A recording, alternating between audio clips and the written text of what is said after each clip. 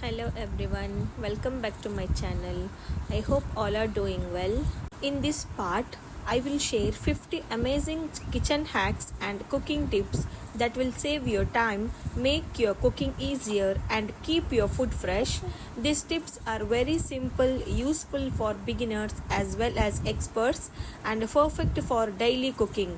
So, let's get started.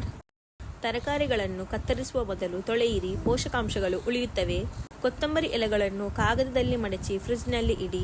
ಶುಂಠಿಯನ್ನು ಮಣ್ಣಿನಲ್ಲಿ ಇಟ್ಟರೆ ವಾರಗಳ ಕಾಲ ತಾಜಾ ಇರುತ್ತದೆ. ಬೆಳ್ಳುಳ್ಳಿ ಸಿಪ್ಪೆ ತೆಗೆಯಲು ಬಿಸಿ ನೀರಿನಲ್ಲಿ ಇಡಿ. ಕರಿಬೇವು ಎಲೆಗಳನ್ನು ಟಿಶ್ಯೂ ಜೊತೆ ಏರ್ ಟೈಟ್ ಬಾಕ್ಸ್ನಲ್ಲಿ ಇಡಿ. ಟೊಮೆಟೊ ಬಿಸಿ ನೀರಿನಲ್ಲಿ ಹಾಕಿದರೆ ಸಿಪ್ಪೆ ಸುಲಭವಾಗಿ ತೆಗೆಯುತ್ತದೆ.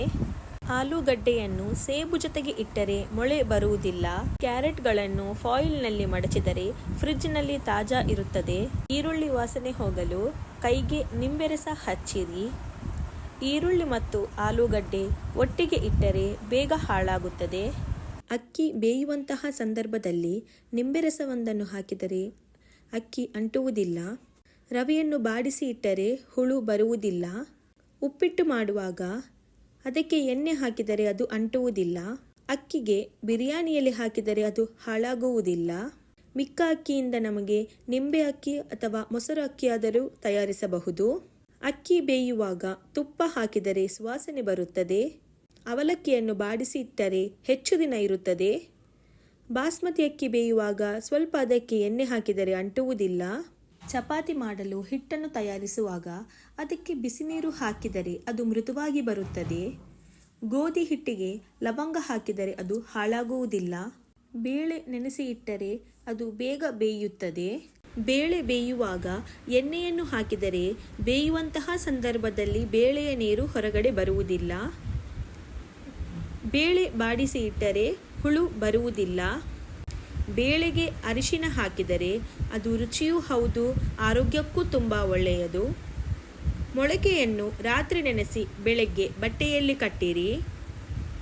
ಬೇಳೆಗಳನ್ನು ಗಾಜಿನ ಬಾಟಲಿಯಲ್ಲಿ ಇಟ್ಟರೆ ತಾಜಾ ಇರುತ್ತದೆ. ಬೇಳೆಗೆ ಹಿಂಗು ಹಾಕಿದರೆ ಅಜೀರ್ಣ ಆಗುವುದಿಲ್ಲ.